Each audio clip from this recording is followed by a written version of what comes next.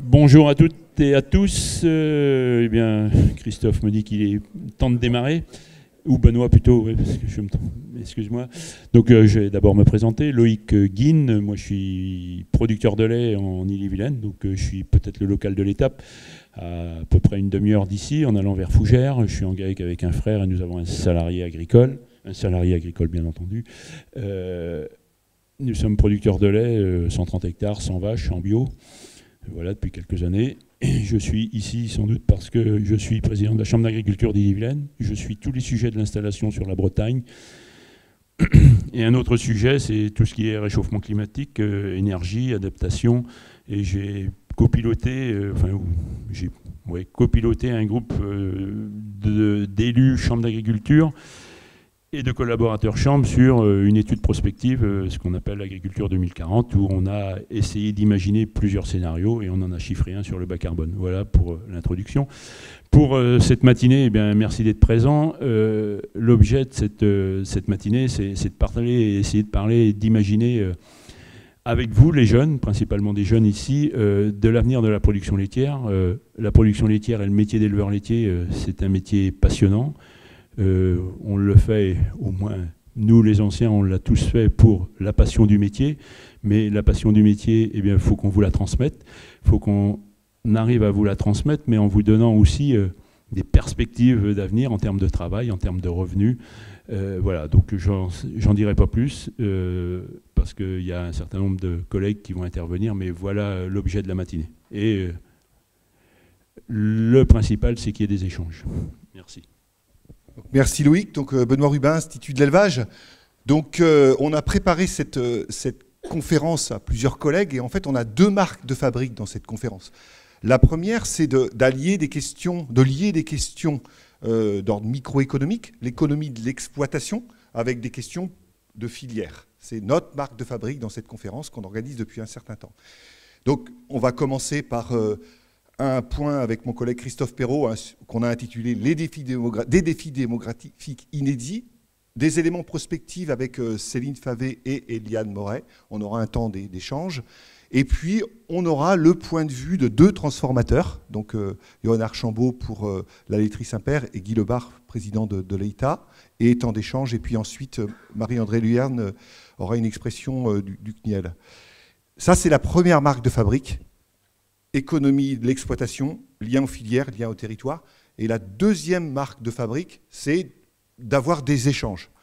Et d'avoir des échanges peut-être encore plus cette année avec les jeunes générations. En se disant finalement, là c'est une expression, je pense que tous les intervenants ont plus de 30 ans, enfin j'en suis quasi sûr. Donc l'idée c'est que les moins de 30 ans s'expriment. Peut-être pour lancer un peu les choses, qui a moins de 30 ans dans cette salle? Est-ce que vous pouvez lever le bras?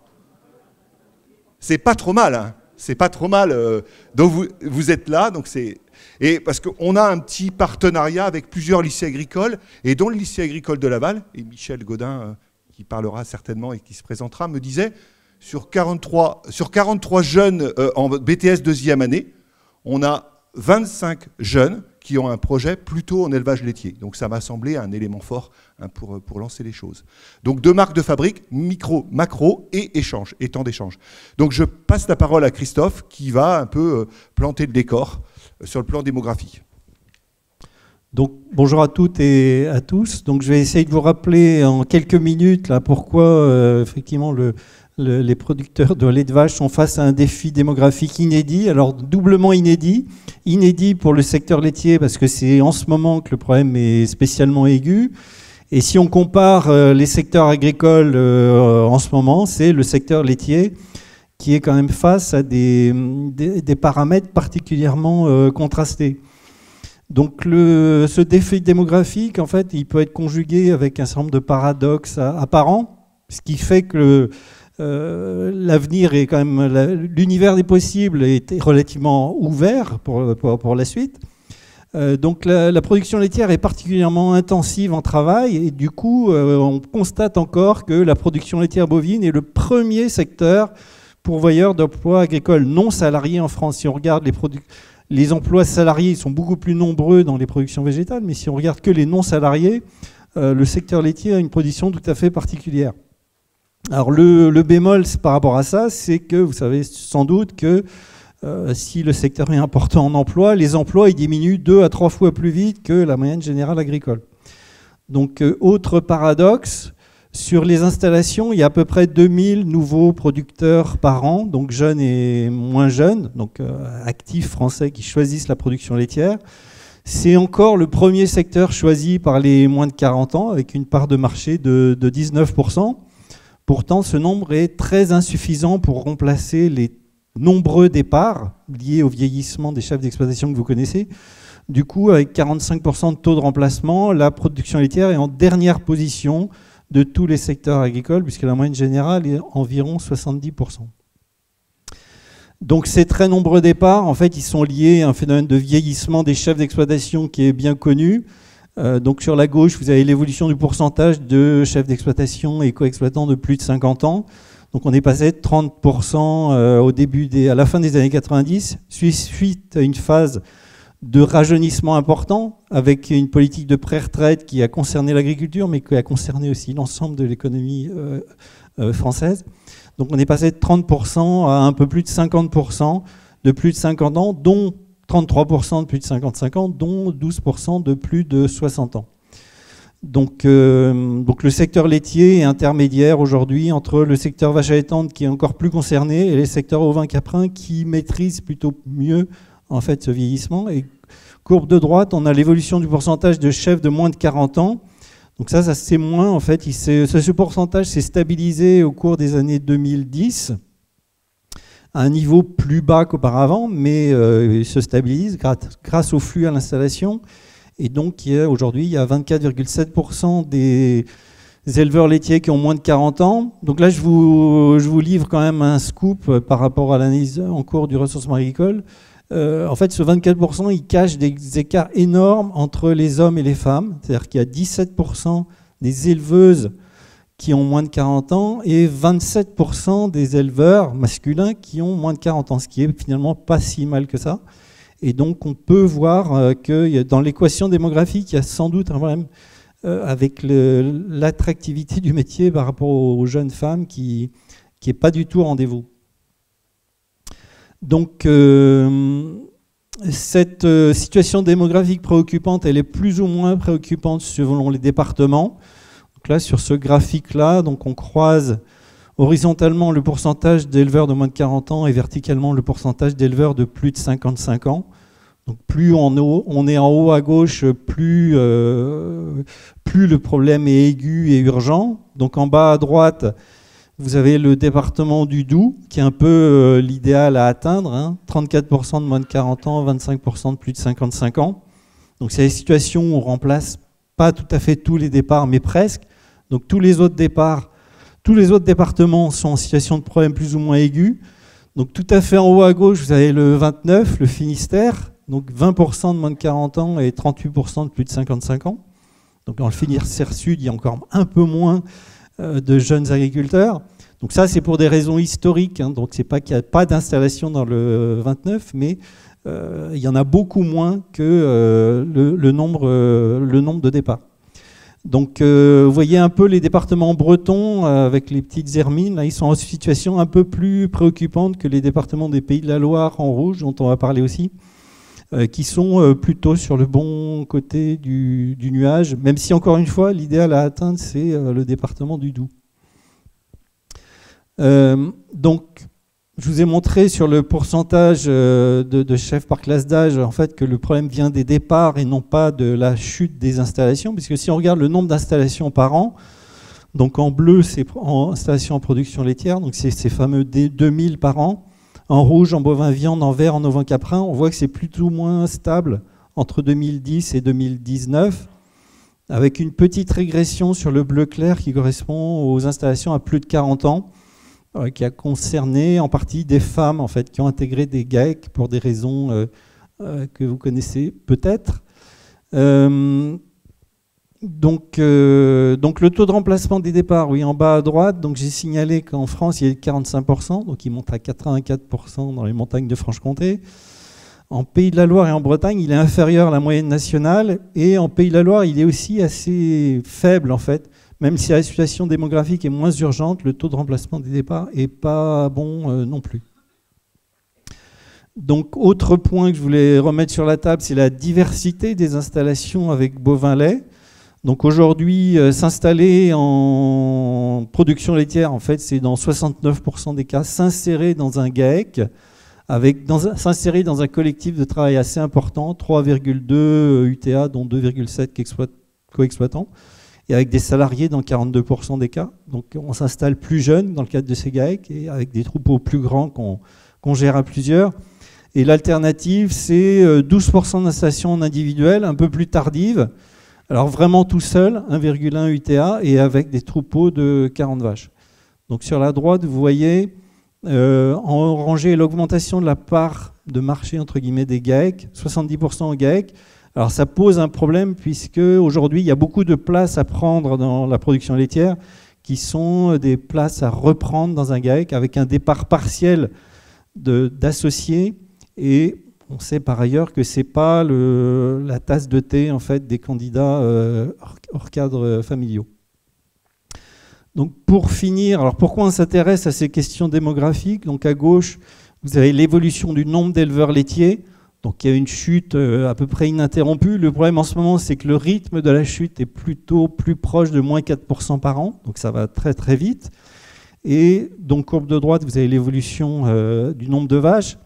On a quand même l'impression qu'aujourd'hui, pendant très longtemps, la diminution du nombre d'éleveurs a été compensée par une hausse du cheptel moyen. Aujourd'hui, les croissances ont tendance à se ralentir. Donc le cheptel moyen diminue, la production laitière diminue aussi. Et donc on est face à en projection tendancielle, face à une perte de 1 million de vaches entre 2020 et 2030, donc 440 000 vaches laitières. Donc dernière diapo.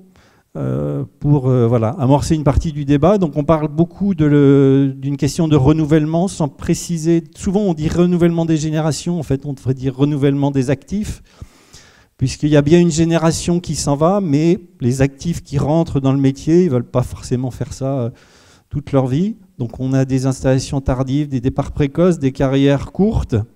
Donc c'est plus subtil que ça. On parle de banalisation du métier agricole qui se rapproche d'autres métiers. Il y a la question des écarts en fait, que j'aborde ici entre le souhait des nombreux candidats à l'installation, qui s'intéressent apparemment des fois à la production laitière, et l'offre de ferme qu'ils ont en face d'eux, qui correspond plus ou moins à leurs attentes. Donc il y a un problème d'adéquation relativement important.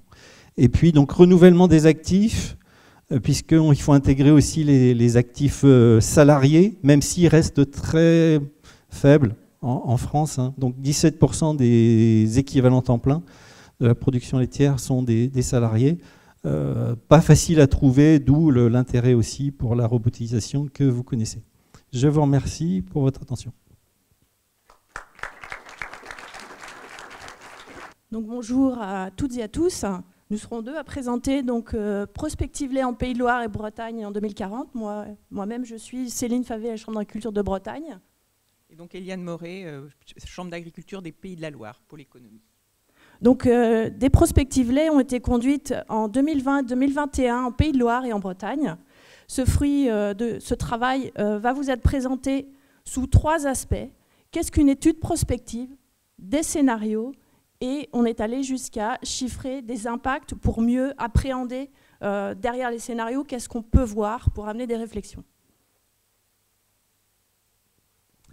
Donc le pourquoi de ces études prospectives, c'est les nombreuses incertitudes. Christophe Perrault vient d'évoquer le problème de démographie, qui est un problème interne à l'élevage laitier et à d'autres filières. Et il y a aussi de nombreuses incertitudes externes avec le changement climatique, les tensions géopolitiques, les évolutions des politiques agricoles. Donc ça pose question et on a besoin de se projeter à long terme. Pour se projeter, les études prospectives, elles visent à explorer différents futurs possibles pour bien identifier quels sont les enjeux, s'y préparer dès maintenant. Ces futurs possibles, ils peuvent être très négatifs ou très positifs, on ne se met pas de limite, c'est voir ce qui peut se passer, ce n'est pas du tout quelque chose qui est souhaitable a priori. Et enfin, ces prospectives, comment elles ont été construites? Elles ont été construites avec l'appui de comités de pilotage professionnels qui réunissaient des éleveurs, responsables professionnels, et des transformateurs qui ont soit participé au comité de pilotage, soit qui ont été associés par des enquêtes. Au niveau de la méthode elle-même, comment on procède? On balaye d'abord tous les facteurs qui sont susceptibles d'influencer l'évolution de l'élevage laitier demain. Donc il y a des facteurs au niveau du contexte qu'on vient d'évoquer, des facteurs concernant la demande, quelle sera la demande mondiale, européenne, quelles sont les nouvelles attentes des consommateurs, et puis des facteurs liés à la production, comment vont évoluer les techniques, les modes de production, quelle est la disponibilité aussi en main-d'œuvre demain.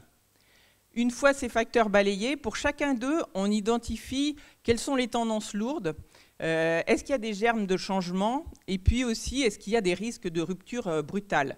Donc on va prendre l'exemple du contexte. On s'est appuyé sur 3 facteurs déterminants pour construire les scénarios. D'abord la croissance économique, la question étant quel va être le niveau de reprise économique après la crise Covid. Donc il y a des hypothèses plus ou moins optimistes.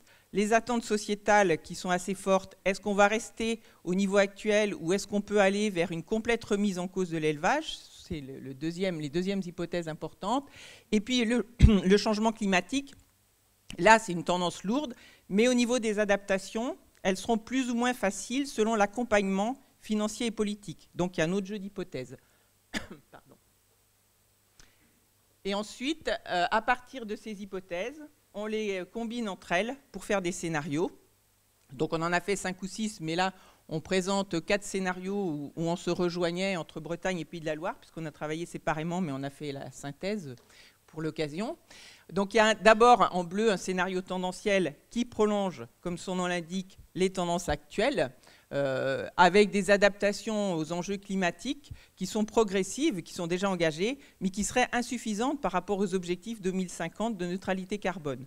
D'où un deuxième scénario, qui est un scénario de transition écologique vers la neutralité carbone, qui sera plus facile à réaliser dans un contexte de meilleure croissance économique. Donc ce scénario vous sera présenté.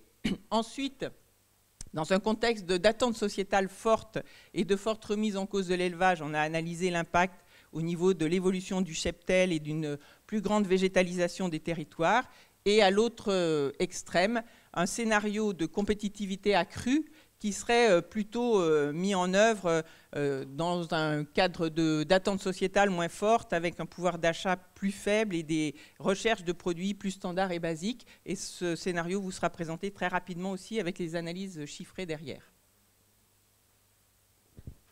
Donc pour plus se rendre compte d'un scénario, on en a choisi 2 qu'on va vous décrire. C'est-à-dire c'est une toile de fond dans laquelle, en 2040, on pourrait se positionner. Donc en 2040, il y a la génération des jeunes. Vous imaginez, vous avez 20 ans aujourd'hui, vous aurez 40 ans. Comment vous évoluerez en tant que consommateur, en tant qu'actif dans la vie, avec un métier? Et donc, on se positionne avec les différents paramètres que l'on a définis avant. C'est des scénarios que l'on ne choisit pas, mais qui nous aident à réfléchir.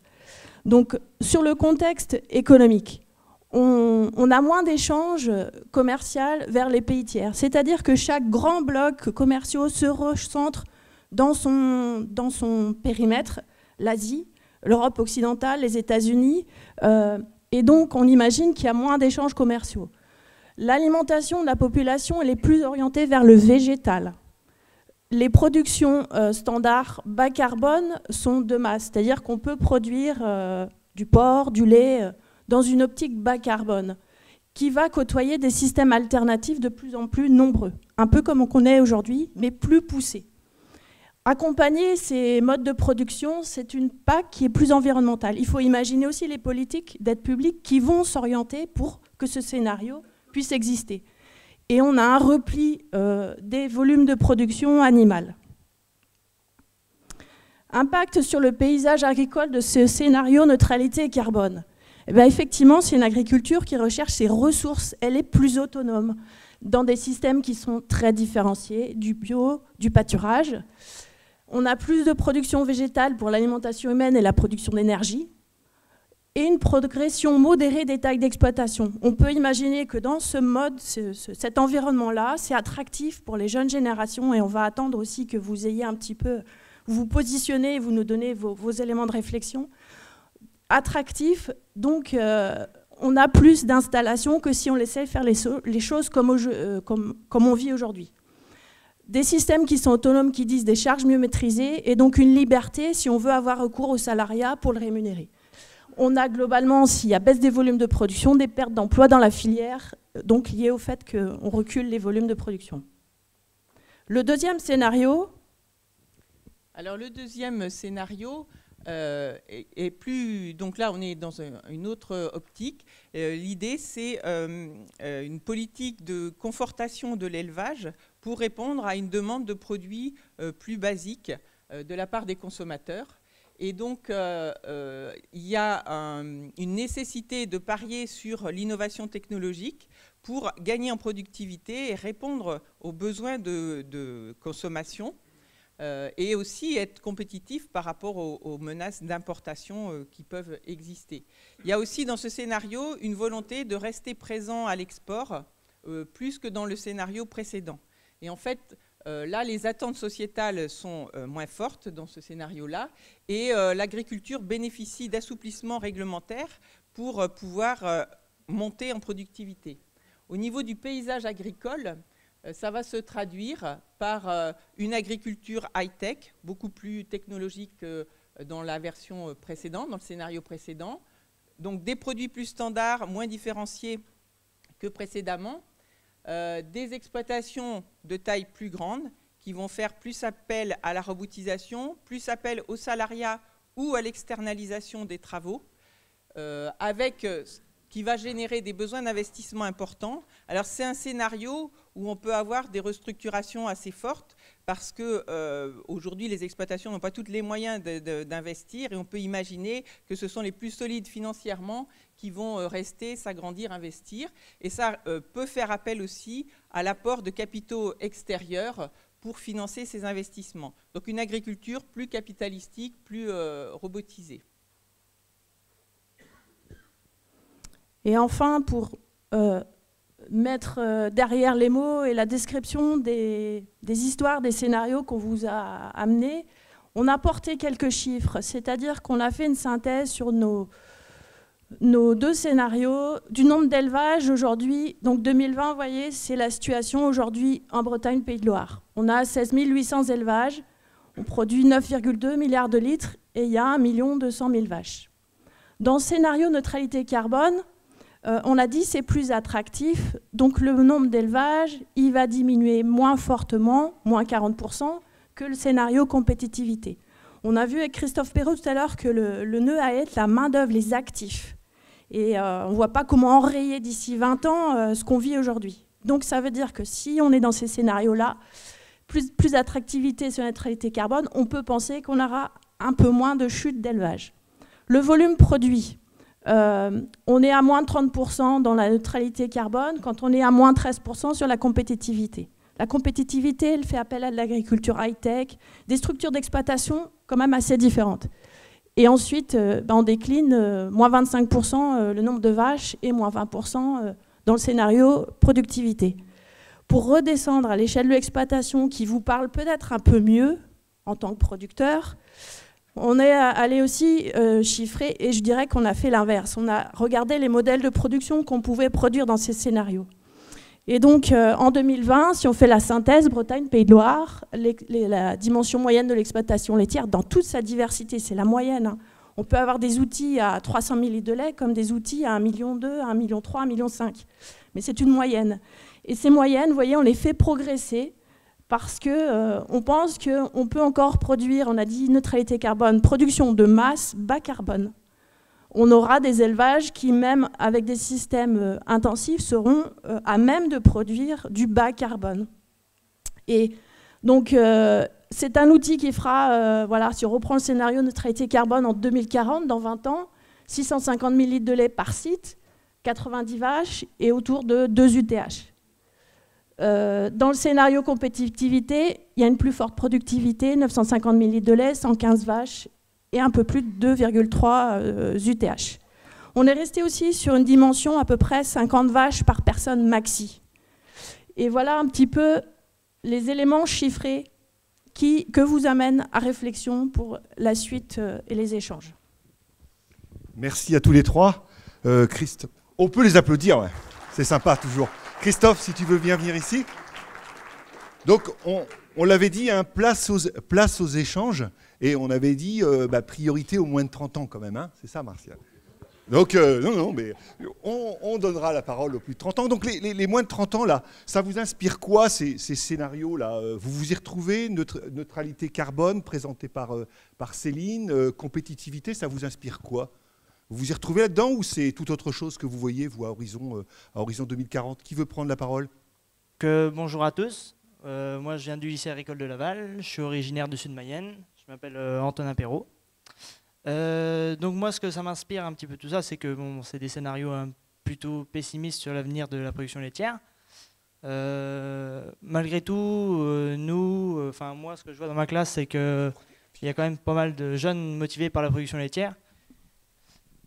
Après, sur tout ce qui touche la neutralité carbone, c'est sûr qu'il faudra qu'on aille vers des exploitations de plus en plus durables. Cependant, il va quand même falloir motiver des jeunes et puis produire du lait. Après, des vaches qui produisent peu, c'est bien. On le voit ici que le scénario neutralité carbone avec 90 vaches, 650 000 litres de lait, il va être un petit peu plus neutre en carbone, mais il va demander plus de vaches pour produire moins de lait que le scénario 2, plutôt axé sur la compétitivité, avec moins de vaches, plus de lait par vache, et moins on a de vaches, plus on produit de lait, plus on est neutre en carbone. Enfin, pour moi, c'est comme ça que ça marche, quoi. Donc, même si on demande plus de surface, voilà.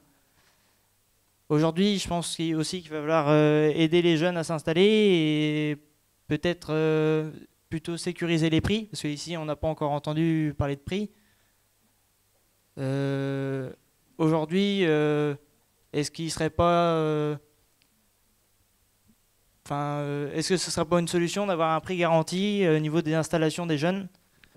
Il y a une partie de ta question qu'on va plutôt aborder dans la deuxième phase. Mais là, il y a pas mal d'éléments. Donc, des scénarios pessimistes, mesdames, compétitivité et carbone, là, et puis peut-être sur le lien carbone, production par vache. Qui veut répondre? Eliane? Merci. Oui, alors les scénarios présentés ici sont effectivement négatifs sur le nombre d'élevages et sur les volumes produits. On avait également au Pays de la Loire, parce que c'est un scénario, le neutralité carbone présenté ici, où on a une baisse de la demande de production animale. En Pays de la Loire, on avait construit aussi un scénario où on réussissait à maintenir cette demande de produits animaux, mais c'était un contexte, on l'avait placé dans un contexte de co-construction entre les éleveurs et les citoyens, de dialogue entre les éleveurs et les citoyens, avec une meilleure compréhension des contraintes de l'élevage par les consommateurs, qui les conduisait à accepter que les évolutions vers une neutralité carbone soient plus progressives, et aussi qu'il y ait politiquement un très bon accompagnement. Donc c'était cette concertation éleveurs-citoyens, ça se traduit, et ça serait l'idéal, par un consentement à payer plus cher les produits quand ils ont des retombées positives sur l'environnement et sur la santé. Donc ça, c'était un scénario qui pouvait potentiellement conduire à maintenir les volumes en installant beaucoup sur des structures de cet ordre-là, mais qui permettaient de bien rémunérer les producteurs grâce à de meilleurs prix. Alors sur les volumes de production qui baissent, en fait, c'est plus lié au nombre d'actifs qu'aux façons de produire. Et derrière les façons de produire, on dit neutralité carbone, le niveau de production par vache n'est pas élevé, ça fait des troupeaux assez conséquents. Mais si on veut pousser le curseur très loin dans l'autonomie des systèmes, ça amène des bouleversements, et on peut penser que la génétique que l'on a aujourd'hui, c'est des vaches à peu près à 7000 litres de lait vendus, quoi. Mais on va chercher beaucoup plus de ressources dans son exploitation. On le vit aujourd'hui dans un contexte où les intrants flambent.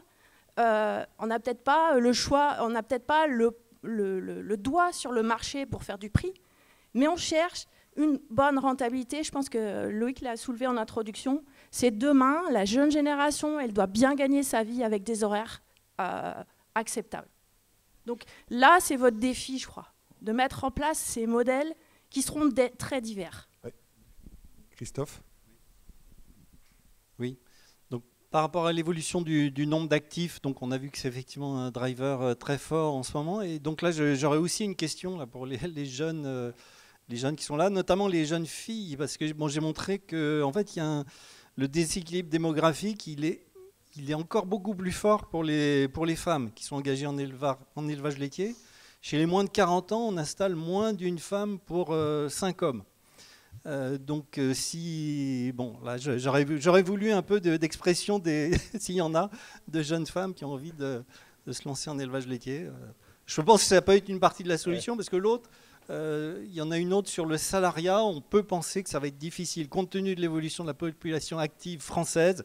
Ça va être assez difficile. Tous les secteurs vont être en compétition pour attirer les salariés. Donc les femmes, c'est la solution. Qui souhaite prendre la parole par rapport à ça, par rapport au métier de productrice de lait? Ouais. Florian Gauthier, donc producteur de lait à Bron dans les Côtes-d'Armor et président GA22. Donc je représente GA Bretagne aussi. Donc par rapport à l'installation des femmes, il faut savoir quand même qu'il y a de plus en plus de femmes à s'installer globalement, bien sûr, pas qu'en production laitière. Et il me semble, Loïc, tu me contrediras, mais je crois que c'est quasiment un tiers de femmes qui s'installent maintenant, à peu près. Donc je pense que la parité arrivera, et que ce soit en production laitière ou autre, il faut être optimiste. Sinon, moi, il y a autre chose qui m'interpellait. Dans les deux cas qu'on a vus, on augmentait en production par UTH, si on veut, ou par exploitation. On voit bien que depuis 20 ans, ou 15 ans, 20 ans, on n'a fait que d'augmenter, on a doublé au moins en volume par exploitation, et on ne gagne pas plus. La charge de travail a doublé, et à côté de ça, on ne gagne pas plus, voire moins. Donc je ne suis pas sûr que augmenter toujours par UTH soit vraiment la solution. Ça m'interpelle vraiment, quoi. Enfin, c'est les deux. Moi, je voyais plutôt en neutralité carbone quelque chose qui restait à 60 vaches, quoi. Mais s'il fallait dessiner un scénario, un autre scénario, ça serait quoi sur le plan? Ce serait déjà du prix, effectivement, déjà, parce que c'est le gros problème, c'est la rémunération. Et ce serait vraiment, ça reste cohérent, le premier scénario à neutralité carbone. Mais on fait toujours plus que la moyenne qu'on fait aujourd'hui à 550 000 par exploitation. C'est un scénario où on va chercher de la valeur? C'est un scénario en quantité ça physique? fait peur, justement, non? C'est ça qui m'interpelle. Non, mais vous, ce que vous dessinez, c'est un scénario où on va chercher de la valeur. La valeur par unitaire. J'espère qu'on arrivera à l'avoir, quoi. Parce qu'en fait, on fait toujours plus, mais pour pas gagner plus. C'est... Réponse par rapport à ça, Eliane? Juste dire, il y a deux effets en fait dans la dimension là, des élevages.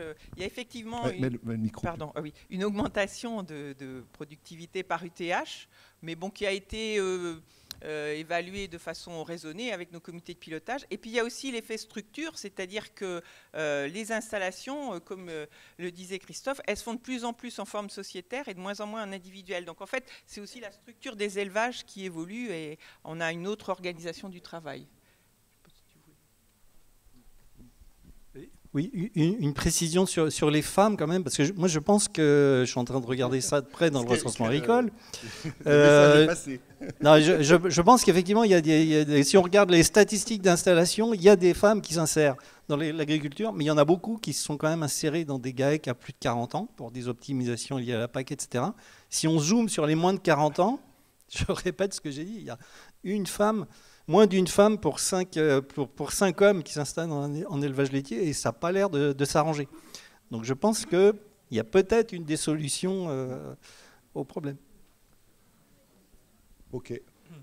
Autre question, sachant qu'on va rentrer à l'instant dans le débat plutôt avec la transformation. Donc on aura l'occasion de rééchanger sur ce qui a été évoqué, sur la question de la valeur, la question de la stratégie aval.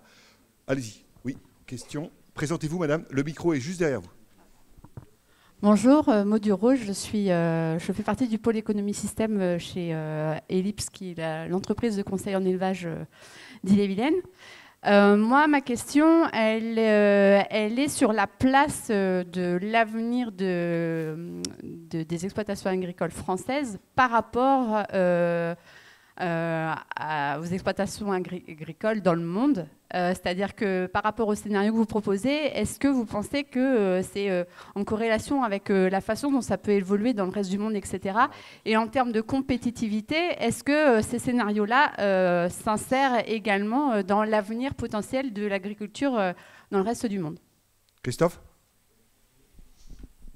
Donc là, pour moi, c'est une question très ouverte. Peut-être que les transformateurs ont un avis sur la question, mais je pense que donc là, on peut être quand même résolument optimiste sur les atouts de compétitivité de la France laitière par rapport aux autres contraintes qu'il peut y avoir aussi. Il y a aussi des blocages en Nouvelle-Zélande, même peut-être en Irlande, même aux États-Unis. Chacun a ses problèmes.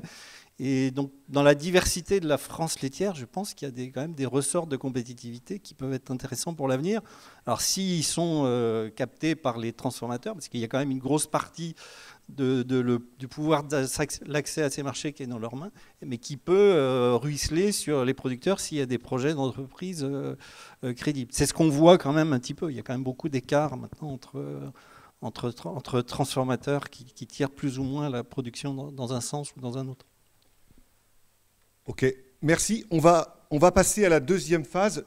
Vous pourrez peut-être revenir s'il y a des questions, parce que tout ça va se croiser. Hein. L'idée, c'est de croiser approche macro-micro. On l'a bien vu, ça a commencé dans les questionnements. Donc là, j'accueille donc Guy Lebars, si vous voulez bien approcher, et Johan Archambault. Donc Guy Lebars, vous êtes éleveur laitier à Ploudaniel, dans le Finistère. Vous êtes président du groupe Leïta. Donc le groupe Leïta, c'est l'émanation de 3 coopératives. Le groupe Even, la coopérative Even, dont vous avez aussi la présidence, Terena et Eureden. Ces COP sont présentes dans 8 départements des Pays de la Loire, donc une occupation territoriale importante. Pays de la Loire et Bretagne. Pays de la Loire et Bretagne, oui, lapsus. Pays de la Loire et Bretagne, parce qu'il n'y a pas 8 départements dans les Pays de la Loire. 1,5 milliard de litres de lait transformés par l'Eïta, 2300 exploitations, 2800 salariés à la transformation. Donc l'Eïta, c'est un groupe laitier polyvalent, avec une production de beurre, d'emmental, de brie, des produits de nutrition clinique, des marques fortes, Paysans Bretons et Madame Loïc notamment, mais il y en a d'autres. Johan Archambault, donc vous êtes directeur, directeur collecte et relations avec les producteurs, à la laiterie Saint-Père, en Loire-Atlantique, pas très loin de Pornic, Saint-Brévin. La laiterie Saint-Père, elle appartient au groupe Intermarché. Donc sur Saint-Père, vous transformez 270 millions de litres de lait qui proviennent de 350 exploitations, avec 350 salariés à la transformation. Donc, il y a 220 millions de litres de lait UHT. Donc, on vous qualifie plutôt de spécialisé. Mais quand on a échangé, quand on a préparé, vous m'avez dit, nous, on fait aussi autre chose. On produit, on valorise tout. Et donc, même si on valorise tout aussi certainement chez l'Eïta, mais on est dans une logique de transformation de produits finis. Donc, il y a aussi des desserts, du beurre et des crèmes. Alors, vous vous êtes distingué par une segmentation forte du lait conventionnel sans OGM, c'est 50% des volumes, et du lait bio à 15%. Donc, première question à Johan. Si on fait un peu de rétrospective, là, depuis 2010, qu'est-ce qui a changé à Saint-Père? Qu'est-ce qui a bougé, en fait? Bonjour à tous. Donc Saint-Père, qu'est-ce qui a changé en une dizaine d'années, ou un peu plus de 10 ans? On a doublé l'activité industrielle, donc quand on double... Bon an, mal an, c'est doubler aussi le volume de lait entrant à la laiterie. Si ça a pu se faire, alors, ça a été cité avant, effectivement, notre actionnaire principal Intermarché, c'est aussi d'abord notre premier client. Alors pas pour la totalité, mais environ 85% de notre activité. Si ça nous a permis de développer comme ça, c'est aussi la stratégie de l'enseigne qui parle toutes ces usines sur le territoire, notamment sur le Grand Ouest au niveau agroalimentaire, a laissé une place assez prépondérante aux usines sur les marques distributeurs. Pour ce qui nous concerne, c'est les produits pâturage, entre autres. Guy Lebars, vous, c'est quoi les points marquants depuis ces dernières années pour l'Eïta? Bonjour à toutes et à tous. Depuis 2010, à peu près une dizaine d'années, donc on avait créé l'Eïta version 2. Je dirais que la version 1, c'était plutôt une union de commercialisation. Et on a intégré la totalité de la transformation jusqu'au consommateur depuis 2009. Qu'est-ce qu'on a fait à ce moment-là? On a restructuré massivement les usines. On les a modernisées aussi de façon importante. On était à des taux d'investissement de l'ordre de 5-6% du chiffre d'affaires, ce qui fait des taux assez importants. Là maintenant, on est arrivé à une phase plutôt de pause et de renouvellement des actifs, on va dire, dans des taux normaux. Si on parle du nombre de laits collectés, en 2009, création de l'EITA, on était à la transition entre encore les quotas laitiers et la fin des quotas laitiers. On était en 2009 autour de 1,230 milliard de litres de lait à peu près.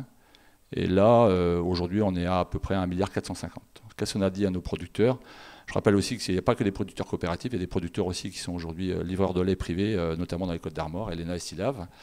On leur a donné la possibilité de pouvoir faire du lait supplémentaire en disant l'ouverture des marchés, voilà, vous en faites. Le principe étant le suivant, on va agrandir nos usines par rapport à vos demandes et on va aussi chercher des marchés rémunérateurs. Donc on va faire marche par marche. D'abord, vous dites ce que vous voulez faire. Après, on dimensionne nos marchés et nos usines. Et on s'était engagé dans un délai de 5 ans, 2015-2020, à remplir la totalité des demandes. Donc c'est pour ça qu'il y a eu un peu plus de 200 millions de litres de lait qui ont été produits en plus. Là, on est à un plafond, ça ne bouge plus beaucoup, pour être clair. Donc qu'est-ce qu'on a fait? Globalement, on est resté un peu spécialisé quand même dans nos produits classiques. On est beurrier, on fait de l'emmental, on fait du brie, on fait de la nutrition clinique. On a continué à investir là-dedans parce que c'est quand même des investissements lourds et on a plutôt modernisé nos usines. Voilà. Ok. Et toujours pour Guy Lebars, quel regard vous portez finalement sur les années qui viennent ou la dizaine d'années qui viennent par rapport à la production, mais aussi par rapport à la consommation pour votre groupe et plus globalement? Quelle analyse vous portez sur le demain en fait? Le demain du paysage laitier? Le demain du paysage laitier aujourd'hui, concrètement, aujourd'hui, on a 65% de la marchandise qui va sur le marché national, beaucoup à dominante GMS, 35% à l'export, 20% sur le marché européen et 15% en grand export. On a fait en sorte d'être suffisamment dans les premiers, en fait, 1,5 milliard, c'est tout à fait relatif par rapport aux 22 ou 23 ou 24 milliards de litres de lait qui sont faits au niveau français. Mais on a quand même des gammes de produits où on a des positions où voilà, on pèse quand même. Les Matal, il y a 3 gros faiseurs. En brie, il n'y en a pas beaucoup. Et en beurre, on en fait tous un peu, mais avec des marques comme ça, il n'y en a pas 36. Et l'objectif qu'on a eu en investissant dans la qualité de nos usines, donc dans la qualité des produits derrière, avoir quelque chose à raconter à nos clients aussi, c'est aussi de pouvoir s'ouvrir un champ des possibles plus important. Et surtout, quelque chose qui me paraît important, c'est de pouvoir dire non quand les demandes de nos clients sont, à notre avis, pas suffisamment créateurs de valeur. Avoir le choix, quoi. Avoir le choix des... Avoir la main quelque part, ouais. pouvoir dire non. Et pouvoir dire non, quelque part, il faut avoir un portefeuille de clients, ne pas dépendre en totalité d'un client. Et que ce soit au niveau national ou au niveau export. Et c'est toujours on avance aussi comme ça. Voilà. Ok. Johan, et pour vous, parce que plutôt le marché français, vous le voyez évoluer comment le marché français par produit, parce qu'il y a plusieurs produits, c'est quoi votre analyse là? Notre cartographie, elle est assez différente de l'EITA. On est 100% marché français en PGC, avec une très forte partie sur la partie GMS, grande distribution, un peu RHF. On est sur des marchés, nos marchés, le lait de consommation, beurre, UF, ultra frais, yaourt, crème dessert. On est sur des marchés qui malheureusement sont de nouveau en décroissance en termes de volume depuis à peu près un an. Il y a eu un rebond avec des changements d'habitude de consommation en 2020 pendant le Covid. Ce sont des choses qui... on y croyait presque, on se disait peut-être que enfin les gens vont tous recuisiner beaucoup dans leur maison, mais finalement ça s'est un peu dilapidé. La réalité, c'est que les marchés sont en décroissance. Alors après, dans des marchés comme ça, les positions qu'on a pu prendre déjà depuis quelques années, c'est on en a parlé tout à l'heure, c'est de segmenter. Dans la segmentation, même si c'est pas parfait, l'objectif c'est aussi de ramener dans la valeur dans la chaîne, de la redescendre jusqu'aux éleveurs. C'est des choses qui ont été faites avec toute la gamme des éleveurs vous disent merci. Et puis on a pu le faire aussi sur d'autres marchés spécifiques. Avec cette perspective effectivement de baisse de décroissance en volume, on pourrait se dire qu'est-ce qui va se passer pour nous, transformateurs demain, sur les marchés. Je parle des volumes marchés principalement. Bon, l'objectif, en tout cas sur du moyen terme, c'est de maintenir l'activité du site avec un maintien de la collecte. Alors après, ça passera sans doute par un peu de diversification sur les produits, puisque si on vend moins de lait, eh bien, il faudra bien utiliser le lait pour autre chose. Voilà un petit peu les perspectives. Donc pour vous, segmentation, c'est synonyme de valeur, mais c'est un peu perturbé tout ça là. Je peux en revenir là-dessus. Allez-y. En fait, ouais, on est dans des modèles économiques différents. Tout à l'heure, j'ai vu des prévisions à 2040, mais vous savez, on est 10 ans en arrière. On a remis en cause la matière grasse, ça fait pas très longtemps, en disant la sélection. J'ai eu des gens dans les stands d'assimilation qui me disaient est-ce qu'on doit toujours pousser sur la matière grasse? Heureusement qu'on a continué à faire des choses équilibrées, parce que la matière grasse a repris de la valeur. Il peut y avoir des renversements de situation. Oui, et puis un autre point sur la segmentation. Alors, je redis, les modèles sont différents. On est quand même les rois de la segmentation en France. Un peu plus proche. Oui, on est quand même les rois de la segmentation en France. Ça va le son? Moi, systématiquement, quand je vais à l'étranger, une chose qu'on fait à chaque fois, c'est d'aller visiter un linéaire d'une grande surface. Alors, on est les champions du monde. Segmentation, en France, il y a une longueur pas possible. Est-ce un atout? C'est un poids. C'est une question. Est-ce que ça nous protège quelque part en segmentant beaucoup des importations étrangères? Ou est-ce que c'est un poids de compétitivité de la filière?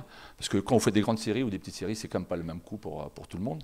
Donc c'est un vrai sujet. Et dans le contexte actuel d'inflation aujourd'hui, c'est un peu remis en cause quand même tous ces aspects-là. Les consommateurs, mais je pense qu'on en parlera tout à l'heure dans le contexte d'inflation, remettent en cause quand même les éléments de segmentation. On a eu des demandes de la grande distribution sur certains types de segmentation. Aujourd'hui, ils sont passés à autre chose. Ils vont à l'essentiel, les consommateurs. Johan, c'est un feu de paille ou pas? Dans 10 ans, on le saura. Dans 10 ans, on le saura. Mais en tout cas, quelle est votre analyse, vous? Parce que vous avez fait des choix, il y a la conjoncture du moment, ça change, ça perturbe votre stratégie là, En tout cas, ça fait beaucoup poser de questions. Effectivement, quand on traverse la période là, de 2022 avec ce discours de pouvoir d'achat toujours malmené, ça remet en cause ce que disait M. Lebars sur les parties. Est-ce que la segmentation, ça a un intérêt pour l'avenir? Bon, on fait confiance, en tout cas à Saint-Père, on fait confiance un petit peu à la vision que l'enseigne peut avoir par rapport à ça. On reste assez persuadé que les attentes sociétales, même si aujourd'hui dans le prisme des valeurs de l'acte d'achat, le prix est redevenu assez prépondérant, on reste assez persuadé que les notions qui touchent à la santé, à l'environnement, ou même simplement le plaisir, vont revenir un petit peu. Donc on a espoir, nous, en fait, de garder cette ligne de conduite. Okay. J'ai pas dit que j'allais diminuer la segmentation, j'ai dit qu'il faut être suffisamment adaptable pour s'adapter à la flexible. Parce que quand même la consommation de produits laitiers en France, elle est importante. Elle est importante parce que sans doute qu'il y a une panoplie de propositions aux consommateurs qui est conséquente. Mais il ne faut pas être dupe, les choses peuvent varier de façon importante. La France continuera à être un pays à plusieurs centaines de fromages. De Gaulle disait 360, mais... Non, il y a plus que ça. Voilà. Ok. Et on avance parce qu'il nous faut un temps d'échange, puis je pense qu'il y aura pas mal de questions, notamment par rapport à la relation producteurs-transformateurs. Si, en synthèse, là, pour demain, c'est quoi les éléments importants pour vos groupes? Qui veut commencer là-dessus? Guy? C'est quoi? Qu'est-ce qui est important? Qu'est-ce qu'il faut poser maintenant pour préparer demain? On parle de suite de la collecte, du nombre d'adhérents. Bon. Déjà avant, pour l'instant, la déprise laitière, on la voit, ou la diminution de collecte, on ne la voit pas encore venir pour l'instant. On est par exemple, statistiquement, 2022, là, on est à moins 1,3% sur les 8 premiers mois. Et c'est une régression qui est... Mais on voit bien on l'a vu tout à l'heure dans les statistiques, il y a même des différences importantes entre les départements. Je prends que 2 départements que je connais bien, le 29 et le 22. On sait très bien que la pyramide des âges est différente. Et on le voit bien dans les prévisions qu'on a entre le Finistère et le Côte-d'Armor, pour prendre ma casquette d'Évennes que j'ai par ailleurs. Les perspectives de production sont différentes d'un département à l'autre parce que les départs, parce que je sais pas, ils sont installés plus massivement à une certaine époque, un peu moins à d'autres. Et là, on voit bien que le taux de remplacement, il est à peu près, je suis d'accord, autour de 40-45% de taux de remplacement. Pour l'instant, ça a été préservé par une augmentation de la collecte par exploitation. Juste un point, hein. On a installé, je prends la casquette Even, mais c'est à peu près valable, on a installé une vingtaine d'exploitations par an au niveau des veines, sur à peu près des exploitations moyennes de à peu près 1 million de litres de lait. Donc c'est des exploitations assez conséquentes en collectif, hein, c'est-à-dire souvent en GAEC. Donc problématique de la déprise laitière, c'est un sujet, mais on pourra tout à l'heure parler d'aide jeune, et enfin je pense qu'on reviendra là-dessus. Voilà. On a un problème général dans nos outils amont et aval de ressources humaines. Il faut dire les choses clairement. Il y a beaucoup de jeunes générations. Aujourd'hui, vous avez la main. Vous voulez vous installer. Pour 10 exploitations qui arrêtent, il y en a en lait. Hein, il y en a 4 à 5 qui sont reprises. Donc, quelque part, il y a l'offre et la demande. Donc, quelque part, vous avez la main. Quelque part, l'offre et la demande est déséquilibrée. Ça, c'est une chose. Vous seriez salarié demain. Il y a une telle pénurie de main-d'œuvre que, de toute façon, vous avez le choix, quoi. Vous pouvez choisir, on est en plein emploi. Globalement, ceux qui veulent se lever tous les matins et aller bosser et apporter la compétence, il y a du boulot pour tout le monde. Mais c'est un problème aujourd'hui. Je reviens, on a agrandi nos usines, on a, pour gérer les pics laitiers, le sujet dans les années 2010, c'était d'avoir des usines à peu près dimensionnées. Aujourd'hui, le sujet, c'est la ressource humaine et les compétences. Donc ça, c'est une deuxième chose. Et après, on en parlera sans doute aussi, c'est les transitions écologiques. Le bas carbone, c'est évident qu'on va y arriver. Par la porte de la fenêtre, les incidences climatiques sont énormes. Donc, quelque part, c'est un boulot à faire. C'est un boulot à faire au niveau de l'amont, c'est un boulot à faire au niveau de l'aval. Peut-être qu'on arrête là. Voilà. On va en reparler. Donc, globalement, si je veux bien me résumer, démographie des adhérents ou des livreurs de lait, c'est un sujet. Ressources humaines, en général, c'est un sujet. Transition écologique, c'est un sujet. OK. Voilà. C'est clair. Johan, c'est quoi? Qu'est-ce qui est important pour le groupe Intermarché, pour la laiterie Saint-Père? Je l'ai dit tout à l'heure, c'est qu'on puisse maintenir à moyen terme notre activité de collecte, enfin d'approvisionnement en lait. Je rejoins un petit peu ce qui a été dit à côté. C'est vrai que nous aussi, à notre petit niveau, c'est un peu plus modeste, on n'a pas pour l'instant de décrochage, en tout cas à date, sur la collecte significatif. On est plutôt ISO versus les 3 dernières années, là, à date. Ça questionne le renouvellement des générations, ça fait partie de la question. Donc, on voit aussi des choses nouvelles dans les élevages qu'on ne voyait pas par le passé. C'est ce que j'appelle moi des gens qui ne font plus carrière. Hein. Les carriéristes, ils sont... et je pense que parmi vous, peut-être vous y irez, et puis à 40 ans, vous souhaiterez faire autre chose. Donc il y a une question aussi d'adaptabilité des exploitations en tant que telles pour pouvoir accueillir peut-être des gens qui font des carrières courtes dans les exploitations. Mince, j'ai perdu le fil de la question. Qu'est-ce que vous considérez comme important pour demain, les éléments importants, donc tant par rapport à l'amont, donc là il y a une partie collecte, mais aussi par rapport aux enjeux de commercialisation et de transformation. On revient à la question de la valeur notamment. Oui, sur la question de la valeur. Alors le sujet a été soulevé tout à l'heure par 2 ou 3 personnes là, sur la rémunération, les prix. Alors ça, c'est toujours le sujet qui fâche ou le sujet touchy dans les relations qu'on a avec les éleveurs. Ça transpire peut-être pas très bien, mais moi je tiens à le dire ici quand même, c'est qu'on est très en prise avec l'application alors Egalim 2, c'est une loi, mais il y en a eu d'autres précédentes. C'est vrai qu'au niveau des industries privées, on a mis des schémas contractuels en place là, déjà depuis 2015 qui ont évolué puis qui vont évoluer encore. Et il y a quand même quelque chose d'important qui est en train de se passer en ce moment, c'est que dans la mise à jour de ces schémas contractuels, pour répondre à la question tout à l'heure du prix, il nous faut un prix à horizon. Moi, je serais tenté de dire, si le prix d'il y a 10 ans qu'on aurait garanti, je ne suis pas sûr qu'aujourd'hui, pour 10 ans d'installation, il serait acceptable par la personne. Je pense que la bonne réponse dans ça, c'est plutôt comment on fait, on essaye en tout cas d'amener l'impact des coûts de production jusqu'au consommateur final. Et aujourd'hui, ça fait partie des discussions qui sont fortes. Et j'ai bon espoir. Alors bien sûr, c'est des sujets qui sont pas simples. D'un côté, les producteurs qui voudraient ça, l'industriel qui veut ça. Donc on va trouver des chemins, on va trouver un chemin qui ira à tout le monde entre les deux, qui soit gagnant-gagnant. Et si on a la chance de pouvoir écrire quelque chose, ça donnera aussi de la lisibilité. Quand tu signes un contrat, eh bien, si tu as une formule de prix ou quelque chose qui te garantit tu as tout ou en partie ton coût de production qui va remonter là-haut, ça donne une forme de lisibilité, de rassurance. Puis le deuxième point quand même, et là je prends un peu la casquette, on a cette chance nous de côtoyer régulièrement on va dire la partie achat lait du groupe Intermarché. Alors, je parle plutôt des acheteurs, hein, je ne veux pas parler des points de vente en direct. Il y a quelque chose qui se passe aujourd'hui, c'est que ces acheteurs-là, en général, quand ils achetaient un produit il y a quelques années, ils étaient infoutus de dire si à la base ça suffisait à faire vivre un producteur. La loi nous amène à rentrer des éléments qui nous permettent de rediscuter, revoir les clauses dites de revoyure. Là. Et ce qui change, c'est que ces mêmes acheteurs-là, aujourd'hui, ils ont un regard différent sur le métier, enfin le métier d'agriculteur en général. Alors, producteur de lait, on le met beaucoup en avant. Et je pense que ça va contribuer aussi à peut-être une acceptation, à accepter de poser les bornes sur les prix d'achat sur des choses qui soient plus raisonnables. Et ça change, c'est en train de changer. Ça va demander encore un petit peu de temps, c'est beaucoup de pédagogie. Ok. Vous avez insisté tous les deux sur la question de donner envie, en fait. Donner envie, rendre le métier attractif.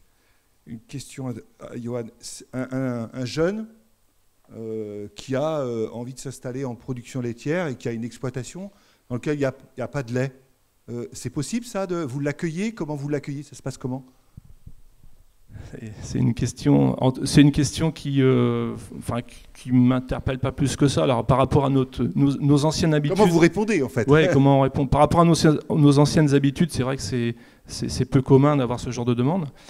Si aujourd'hui ça devait arriver, et je pense qu'il faut juste poser les jalons où ils font, c'est-à-dire que il y a déjà, est-ce que l'exploitation, pour ce qui nous concerne, est située dans notre zone de collecte? Est-ce que alors c'est quoi la zone par rapport à la distance, par rapport à l'outil de transformation qui est à Saint-Père, donc quand même assez à l'ouest, vous allez jusqu'où? Alors on est vraiment sur le bord de la mer, tout près de Pornic, donc on a une partie, on peut pas s'étendre. Ouais, c'est difficile. Donc on parle souvent d'un rayon d'environ 100 km, périmètre autour de 100 km autour de la laiterie, donc ça c'est, d'un point de vue très opérationnel, c'est ce qui est dans l'acceptable en termes d'organisation de collecte, etc. etc. Après, il va y avoir ce dont le candidat, parce qu'on parle de jeunes, mais ça peut être quelqu'un de moins jeune, hein, mais ce dont le candidat ambitionne en termes de modèle. C'est vrai qu'on a déployé là, ces dernières années des cahiers des charges autour du pâturage, du sans OGM. Donc on s'inscrit plutôt sur ces créneaux-là. Quelqu'un aujourd'hui qui aurait un modèle très zéro pâturant serait sans doute pas dans rentrerait sans doute pas dans nos priorités en tout cas. C'est-à-dire que quelque part vous échangez avec les producteurs sur le système d'alimentation des vaches laitières qui est visé, quoi, en disant voilà ça. Ouais, alors là après c'est un terrain de jeu qui ne nous concerne plus. Je pense que c'est propre à chaque éleveur. Quand on parle de pâturage, le cahier des charges aujourd'hui est assez souple pour donner liberté à plein de modèles de façon de gérer le pâturage derrière, heureusement. Et sur les prix, parce que la question est venue tout à l'heure, et sur les prix, notamment pour les jeunes, il y a des choses, sur les contrats volume, prix, ça se passe comment? Sur la partie contractuelle pure, aujourd'hui, un jeune peut, s'il le souhaite, demander à être engagé pour une durée jusqu'à 7 ans. Bon, c'est quelque chose qui n'est pas d'usage dans la profession en général, on est plutôt sur des choses de 5 ans, voire moins.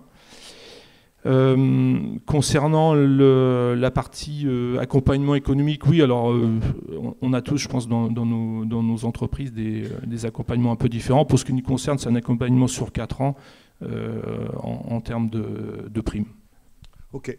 Et Guy Lebars, vous, dans une coopérative, la question de l'arrivée des jeunes, comment ça s'organise, comment ça se prépare? Déjà, ce qu'on essaye de faire et donner en priorité, c'était aussi, je reviens dans le cas des sorties des quotas laitiers, c'est de servir d'abord nos adhérents historiques.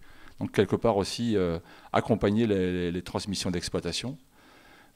Et pour l'instant, on avait, pour dire clairement les choses, assez de lait. On est sensible aussi à la proximité, mais ça c'est historique aussi. On a en gros des exploitations en moyenne qui se situent dans un rayon de 40-50 km au niveau des sites industriels. Donc de chaque site de transfo, quoi. Si on regarde bien la transfo, on n'est pas très... C'est pas ça, c'est un enjeu, ça. C'est un enjeu essentiel. On a 2 sites industriels dans le Finistère, on en a 3 dans les Côtes d'Armor, on en a un en Loire-Atlantique, clairement. Oui, c'est un enjeu qui me semble important. Sur les aspects prix, tout à l'heure, il y a quelqu'un qui s'est exprimé sur les prix garantis. Alors nous, on a eu à cet échange, en fait, les jeunes qui s'installent chez nous, ils peuvent faire partie d'une commission jeune, ils sont élus par les jeunes installés, 2 par section, on en a 6, donc ça fait 12. Et charge à eux de faire les demandes, déjà de savoir où ils s'installent, donc il y a un aspect découverte de la coopérative, mais aussi de faire des demandes qui peuvent aller dans le bon sens, faciliter la vie au niveau de l'installation. C'est un sujet qu'on a eu un peu à l'image de ce qui a été fait à une certaine époque, par certaines coopératives, au niveau de la production porcine. C'est-à-dire, en gros, vous prenez l'analyse de groupe des centres de gestion, et on vous assure un prix qui correspond au prix de revient moyen sur les 5 premières années. En général, je dois avouer que ça n'a pas eu un succès phénoménal. Ça attire personne, ça? Franchement, non. Non, on n'a pas. Ils préfèrent garder quelque part. Mais c'est une question de méthode ou c'est une question de seuil? Non, on a mis pas mal de souplesse là-dedans. Ils ont peur d'une certaine forme d'intégration, ce qui est archi faux, puisqu'on leur propose simplement de viser de sécuriser les 5 premières années de l'installation. Donc ça, c'est comme ça, on a proposé, on propose, ils disposent. Voilà. Sur l'aide des jeunes agriculteurs, les 3 coopératives qui sont au sein de l'AITA ont tous des propositions différentes. On propose déjà du lait A, parce qu'on fait du A et du B, du lait à hauteur de 250 000 pour Even, et puis dans d'autres coopératives, ça peut être un peu plus. Voilà. En plus du volume initial. En plus du volume initial, s'ils le souhaitent. Ouais. C'est pas obligé. Ouais. Mais dans le cas du projet, on essaie de coller en fait au mieux au projet d'installation. Et pour ce que je reprends ma casquette Even, on propose ici gratuitement un accompagnement technico-économique pendant 5 ans pour avoir un peu les barèmes indépendants de la coopérative, pour avoir un peu les barèmes pendant 5 ans. C'est en gros une enveloppe tout cumulée de 13 500 € à peu près pour l'exploitation, pour un adhérent. Voilà. Ok. On aurait certainement d'autres questions, mais on va engager l'échange avec la salle. Qu'est-ce que ça vous évoque tout ça, là, ces expressions? Alors ce sont 2 situations, on l'a bien vu, contrastées, il y a d'autres situations, comparaison n'est pas raison, mais l'idée c'est d'engager le débat. Qu'est-ce que ça...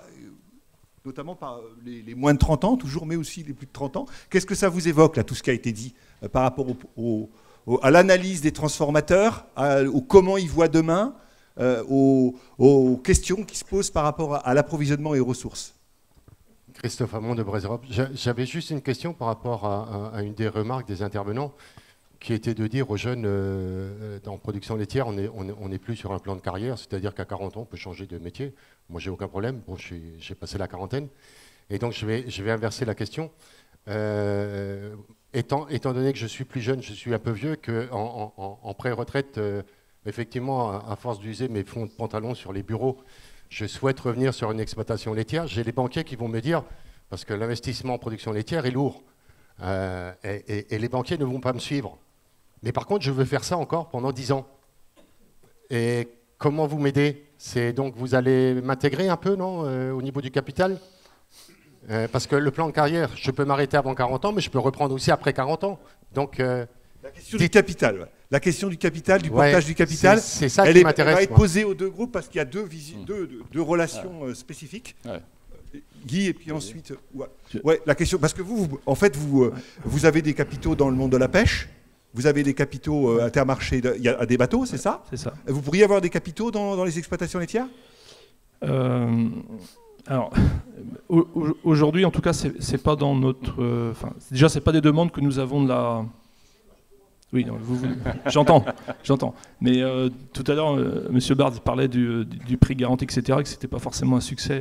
Là, aujourd'hui, on est peut-être aux prémices, hein, je n'en sais rien. En tout cas, la question, aujourd'hui, on ne se la pose pas. Alors, je ne sais pas si le monde des producteurs de lait est aujourd'hui prêt aussi à accepter ça, parce qu'il y a, au-delà de l'aspect économique, est-ce que c'est notre rôle aujourd'hui de pouvoir peut-être peser, discuter sur certaines décisions? Et en tout cas, pour l'instant, on préfère laisser les rênes aux producteurs. Je vais répondre à Christophe. C'est un gros mot chez nous. Qu'est-ce qui est un gros mot? En fait, nos adhérents sont les patrons. Et demain, si la coopérative dont ils sont les propriétaires commence à prendre des parts dans les exploitations, c'est un peu le monde à l'envers, quoi. Donc ils préfèrent garder leur indépendance, il faut dire les choses clairement. C'est un sujet par contre, hein. Porteur de capital, aider à transmettre des exploitations qui sont de plus en plus grandes, Il y avait une question. faire le relais, un pré-relais en tant que transformateur pendant X années. J'ai eu quelques demandes à ce niveau-là, mais globalement, les gens dont c'est le métier, c'est les banquiers. Et donc, nous, on préfère rester à notre porte, c'est-à-dire à notre place. Notre boulot, c'est de collecter le lait et valoriser le mieux possible le lait. Et le boulot de tout ça, c'est un boulot de banquier. Mais c'est un sujet qui peut revenir au travers de la taille d'exploitation, des outils à transmettre. Mais franchement, ce débat-là en conseil d'administration, ça ne fait pas un pli chez nous. Chacun est patron chez soi.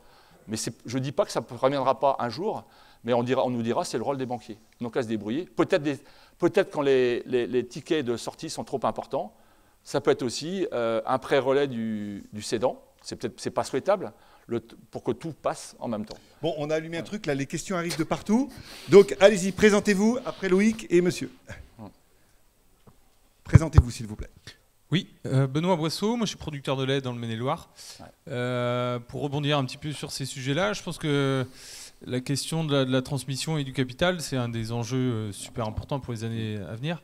Vous le disiez tout à l'heure, pour des jeunes qui veulent s'installer, il y a aujourd'hui une offre importante de reprise. On peut faire presque le choix de son exploitation laitière. Et ça peut être une question aussi pour quelqu'un qui veut s'installer, de se dire, mais si je m'installe aujourd'hui, un peu plus tard, quand je serai vendeur, est-ce que je trouverai quelqu'un pour reprendre mon exploitation? Parce qu'on s'aperçoit qu'il y a des secteurs géographiques où effectivement il y a des exploitations, les gens sont obligés de continuer leur activité, ou alors entre guillemets vendre au rabais, parce qu'il n'y a pas de repreneur.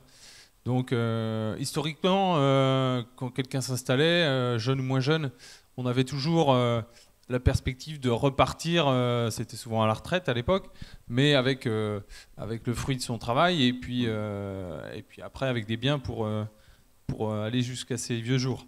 Aujourd'hui, c'est plus garanti. Donc sur des questions d'installation, je pense que ça en fait partie aujourd'hui. Du rachat du capital à chaque génération, de la réalisation du capital à la fin de carrière. Le job qu'on a à faire, c'est l'attractivité du métier. Et le job qu'on a à faire, on en a parlé tout à l'heure, tu vas parler de la loi Egalim, quelque part, c'est une marche en avant qui n'existait pas dans les lois qui régissaient auparavant la distribution et le monde de la transformation et de la production. Aujourd'hui, on peut mettre en avant la matière première agricole. Donc quelque part, on sait très bien que dans le cadre de la transmission de génération, mais je reviens complètement les propos de tout à l'heure, on doit revaloriser le métier, remonter la rentabilité, qui a été trop souvent pas assez prise en compte. On a la possibilité au niveau de la loi Egalim d'augmenter la matière première agricole qui doit être prise en compte par la grande distribution. Après, loi Egalim, pas loi Egalim dans le moment, de toute façon, il n'y aurait pas eu de loi Egalim, l'offre et la demande auraient fait de toute façon que les prix auraient augmenté. Donc, moi, je demande à l'observer la loi Egalim quand il y aura vraiment un problème de trop d'offres, pas assez de demandes, on verra si la solution est vraiment efficace. Mais on est tous conscients que si demain, et c'est le discours qu'on donne dans la grande distribution, vous voulez demain avoir des produits dans vos linéaires, des produits français, parce que ça c'est un bon point positif. Je pense que les consommateurs ont quand même pris conscience que voilà, faut acheter français parce que quelque part le local. Voilà, le local, ça c'est important. Des produits en quantité et en qualité, quelque part, on est en train de travailler quand même avec certains distributeurs des relations sur du plus long terme. Et dans le plus long terme, ça veut dire qu'il y a aussi rentabilité de la filière en général, donc du producteur au transformateur. Et ça, je pense que c'est aussi peut-être un problème de reprise parce qu'on compare la production laitière par rapport à d'autres productions, la pénibilité, entre guillemets, ou quelque part, les astreintes qu'il y a, elles seraient vues différemment si les résultats, les revenus remontaient de façon importante. Voilà, clairement. Donc c'est un sujet de travail. Je ne suis pas en train de vous dire qu'on a la baguette magique avec la MPA, parce qu'elle n'est pas complètement complète, cette loi. Il faut aussi rentrer les problèmes de matières premières industrielles aussi. Mais on va dire que c'est un bon début. Voilà. Il y a un travail revenu. C'est un bon début. Bonjour, Loïc Huguin. En lien avec la question de Christophe, c'est la durée des amortissements. J'ai pas, et on n'a pas forcément la vue sur tout, mais on a quand même un certain nombre d'outils industriels, de transformateurs et autres, y compris la GMS, enfin les centres commerciaux, où on croit comprendre que les durées d'amortissement, c'est pour 15 ans. C'est beaucoup moins que ça. Donc, moi, parce que je suis un vieux, avec mon frère, on a regardé ce qu'on pouvait vendre notre outil, où la personne qui peut le reprendre, elle peut travailler 10 ans sans entretenir peut-être le racleur ou la salle de traite, mais sans avoir de travaux à faire, mais pour qu'il puisse l'amortir sur moins de 10 ans. Entre guillemets, au prix du litre de lait aujourd'hui, vous le donnez, votre outil. Le retour sur investissement, le fait de retrouver le capital investi. Si vous voulez, parce qu'on voit bien, si vous discutez avec les banquiers, puis il y en a peut-être ici, puis il y a des centres de gestion ici, en fait, en gros, globalement, et sur le service installation que je préside, c'est 15 ans, quoi. Mais ça c'est pas normal. Très honnêtement, c'est pas normal, parce que effectivement, un vieux comme Christophe ou comme moi, si on veut rentrer dans le métier, je m'excuse, mais on ne peut pas amortir un outil comme ça sur 15 ans, parce qu'avec la réflexion de monsieur tout à l'heure qui se dit, mais si je veux le revendre, est-ce que je trouverai preneur? Parce qu'on voit bien quand même qu'on a des gens qui se disent, et des jeunes qui se disent, mais attends, moi je veux bien rentrer dans le métier, mais dans 7-8 ans, je ne sais pas ce que j'aurais envie de faire. Il y a ce sujet-là de la rentabilité. Et puis en production laitière, aujourd'hui on a fait encore une enquête là, sur des jeunes qui sont installés depuis moins de 5 ans. On reste dans les mêmes chiffres, 25 000 euros de revenus, 25-30 000 euros de revenus, grand maximum. Un producteur de porc, un jeune qui s'installe, c'est plutôt 60 000. On a un souci de rentabilité. Donc globalement, peut-être qu'on a encore besoin d'apprendre à travailler notre technique, nos éléments technico-économiques, mais en termes de prix, ça ne va pas du tout, quoi. Ok. Et je voudrais juste faire la comparaison, et poser la question, parce qu'on a le débat dans la profession, et on m'a interpellé ce matin dans le hall de l'élevage. Vous faites quoi, vous, responsables professionnels, pour des éleveurs qui n'ont pas les moyens par rapport à des méthaniseurs? Alors, je ne veux pas mettre le débat de la méthanisation, parce que je me dis que la méthanisation est utile, et puis on est en train peut-être de se crêper le chignon entre nous, pendant que Engie, Total, compagnie, là, vont prendre la main là-dessus. Mais c'est un vrai sujet quand même. Il y a plein de choses qui ressortent là. On a une autre règle de fonctionnement et de marque de fabrique, c'est de terminer à midi pétante, parce qu'on sent bien qu'au SPACE, les gens ont envie de faire autre chose. Donc on prend une question-remarque et puis on va tendre vers des éléments de conclusion. Allez-y, vous êtes présenté à l'instant. Ouais. Donc quelle solution vous pensez avoir face à la déprise laitière qui arrive, qui est là et qui arrive, et pour l'instant vous le dites, vous ne ressentez pas la baisse de volume dans vos laiteries, mais elle va venir certainement très vite. Et sinon, par rapport aussi aux transmissions des cédants, quelle solution vous avez, ou quels moyens vous pensez pouvoir mettre en place pour les inciter à que leur exploitation continue dans la filière laitière et ne vont pas dans d'autres filières Là, il y a une question très, très précise. Est-ce que la filière a un rôle à jouer par rapport à la continuité des exploitations laitières? On a fait des prévisions, alors je ne vais pas jusqu'à 2040. À 2030, en regardant un peu où on va, on peut être, en fonction des scénarios, sur des baisses de collecte, parce que c'est vrai que ça va être massif, les départs, et puis remplacement, un peu moins de 1 sur 2, entre moins 10 et moins 15%. Voilà. Donc ça, c'est clair. Qu'est-ce qu'on va faire par rapport à tout ça? Je pense qu'on sera amené à déjà arrêter certains marchés qui ne sont pas rémunérateurs, donc ça veut dire qu'on va augmenter la valeur, mais il ne faut pas non plus que nos outils soient dépourvus par rapport à la couverture des charges fixes. Tout à l'heure, j'ai parlé de liberté des jeunes producteurs de lait. Pour l'instant, ils sont un peu, entre guillemets, pas prisonniers, mais des relations. On va dire que le mercato n'est pas très ouvert. Vous vous installez dans une exploitation, souvent les relations restent à peu près les mêmes. Enfin bref, les possibilités de bouger sont assez limitées. Demain, s'il manque de lait, je pense que là aussi les choses vont s'ouvrir. Ça veut dire que il y aura une forme de liberté qui existera au niveau des producteurs de lait, et ils iront sans doute vers les modèles qu'ils jugent les plus intéressants pour eux. C'est évident, le nier, c'est évident que ça va arriver. C'est évident que ça va arriver. Ton autre question, c'était quoi? C'était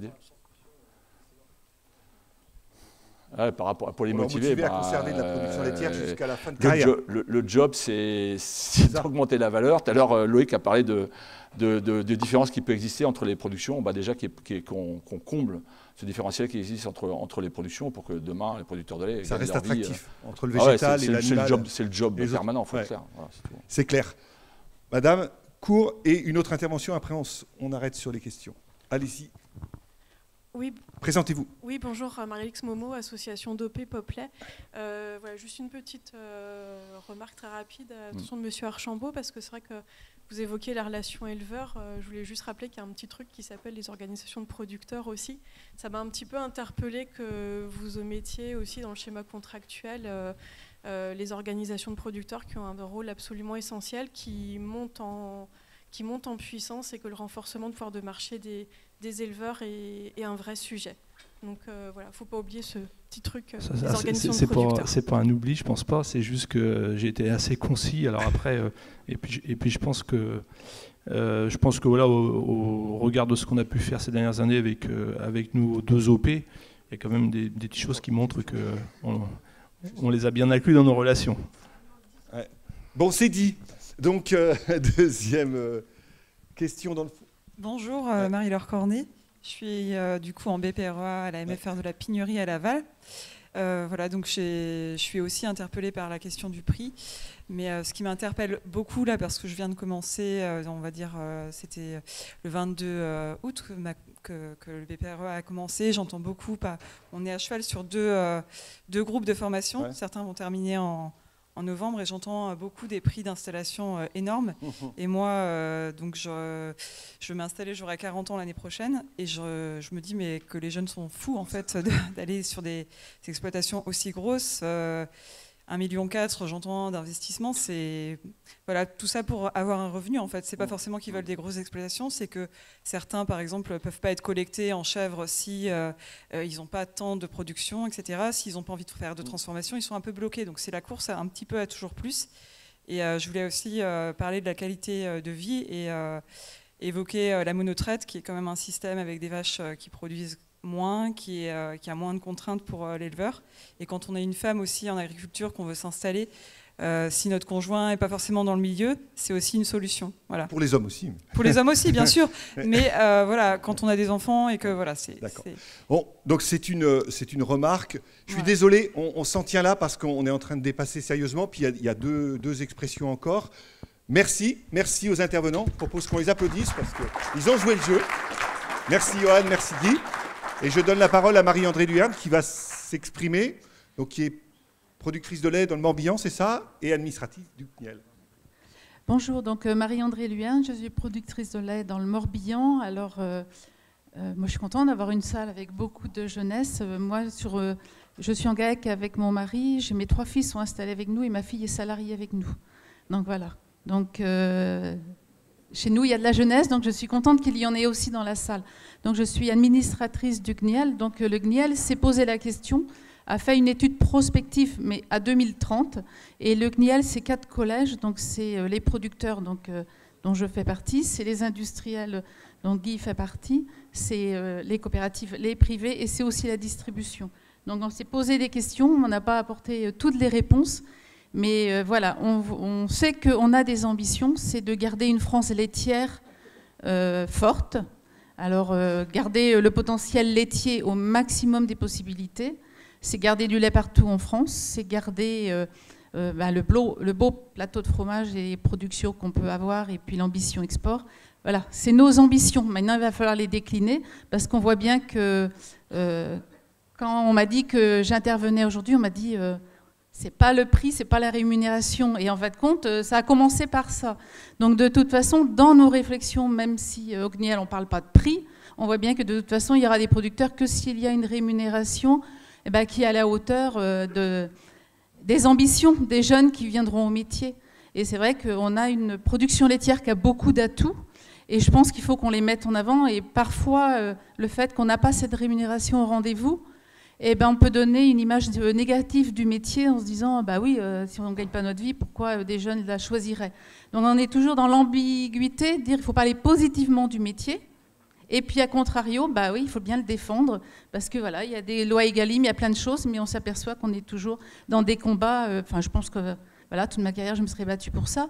Mais voilà, donc on a besoin, de toute façon, c'est un préalable, c'est que ceux qui choisissent ce métier, ils en vivent. Mais après, on a plein d'atouts dans ce métier-là. Parce que moi, c'est vrai que moi, mes enfants qui se sont installés, on a fait un moment, on avait un poulailler, on avait aussi de la volaille, on aurait pu continuer. Et je leur ai demandé, quoi, pourquoi on ne continue pas cette fille, on va plutôt sur le lait. Et ils m'ont dit, oui, mais sur une exploitation, bah, tu es quand même libre, quoi. Tu es ton patron, tu choisis comment tu es assolement, tu choisis tes animaux, tu as la sélection, tu suis tes animaux sur le long terme. Voilà, il y a plein d'atouts. Des fois, on les oublie, mais on a cette liberté d'être patron chez soi. Après, voilà, il y a le sujet de l'intégration. Pour certains, ça peut être aussi avoir une visibilité, parce que c'est compliqué aussi de se dire, en fin de compte, on ne sait même pas le prix du lait du mois suivant. Et quand on a un projet, quand on voyait les montants tout à l'heure, il faut aller voir le banquier et dire, moi j'ai besoin de ça. Et oui, mais qu'est-ce que tu mets en face? Ça dépend, quoi. Ça dépend pas que de moi. J'ai mes coûts de production, je peux travailler le mieux que je peux, mais voilà, je ne maîtrise pas le prix final du produit qui me sera acheté. Donc c'est compliqué quand même. Donc on a besoin quand même de trouver un système qui sécurise, qui rémunère, et bien évidemment la qualité de travail. Alors c'est vrai que le GAEC, on l'a vu tout à l'heure, c'est quand même ce qui est prépondérant dans la filière laitière. C'était un atout, c'en est un. La qualité de vie, moi je le vis au quotidien, on peut se remplacer. Quand je suis ici, pas de souci, je sais que chez moi ça gère parce que mes associés le font largement aussi bien que moi. Donc, mais on voit bien que c'est une faiblesse aussi, parce que quand on n'a pas le même âge, il y a des associés qui partent et il faut en retrouver, ou bien on recalibre ce qu'il y a comme travail sur l'exploitation. Et puis si on n'a pas de solution, on peut aussi choisir de limiter les productions, et parfois c'est le lait qui en fait les frais. Donc on voit bien que moi je pense quand même qu'on a beaucoup de travail, Guy, il faudra qu'on travaille à l'Interpro. Le capital, on a vraiment besoin de trouver des solutions pour le capital, même si c'est notre génération, et c'est ça en fin de compte, ça va être nous les têtes grises qui allons décider des choses pour vous les jeunes, et que ce que nous on voit, notre vision à nous n'est pas forcément la vôtre. Donc c'est vrai qu'on a besoin d'avoir comment vous voyez ce que vous avez besoin, parce que notre génération à nous, on entend dire on veut être propriétaire même des terres, quoi, sans parler du reste, quoi. Et puis les jeunes, on entend d'autres qui disent s'il y a un investisseur qui a les terres, du moment que je suis sécurisé, voilà, ça ne me pose pas de problème. Donc on va être obligé d'évoluer là-dessus. Le foncier, le capital, la formule GAEC qui a quand même beaucoup d'avantages parce qu'on est plusieurs, on est aussi plusieurs à porter les responsabilités. C'est pas tout sur les épaules du même. Quand il y a un qui flanche un peu, l'autre qui booste. Donc cette agriculture qui est associative, je pense que le GAEC a des atouts et des faiblesses. Il faut qu'on arrive à faire évoluer cette formule-là.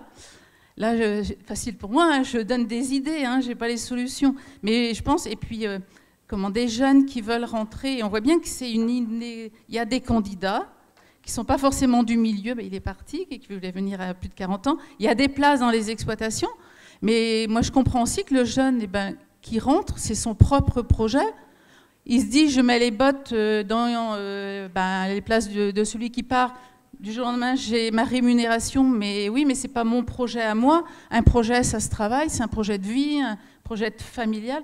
Donc on a vraiment quelque chose qui n'est pas en adéquation, mais il faut quand même qu'on arrive à faciliter les entrées dans les structures existantes, donc pour les GAEC, mais qu'on puisse aussi leur donner en disant, tu rentres, mais si jamais ça ne va pas, tu peux en ressortir aussi facilement que tu es rentré. Parce que quelque part, notre génération à nous, on partait pour faire une carrière, et maintenant, de toute façon, il n'y a pas un métier où on va se dire qu'on va faire toute notre vie dans le même carrière. Donc on a beaucoup d'atouts, mais par contre, il y a une chose, et le ministre nous l'a dit l'autre jour, la première question, c'est veut-on encore de l'élevage en France? Parce qu'on ne peut pas non plus avoir tout le temps des campagnes et des articles qui nous taclent tout ce qui est en lien avec l'élevage et puis l'agribashing ou autre. On ne peut pas d'un côté être en train de redorer une image du métier, et par rapport à tout ce qu'on parle en ce moment, souveraineté alimentaire et tout, il va falloir poser les choses et dire si on a besoin de production, et on a besoin de production dans notre région, parce que voilà, partout en France on veut la garder, mais ce serait quand même bien dommage que chez nous on ne puisse pas, alors qu'on a tout, on a les outils comme vous avez présenté, dans notre grande région on a tout, on a les hommes et les femmes, puisqu'il y a plein de jeunes en plus dans la salle qui voudraient embrasser ce métier-là, donc voilà, il n'y a plus qu'à quoi.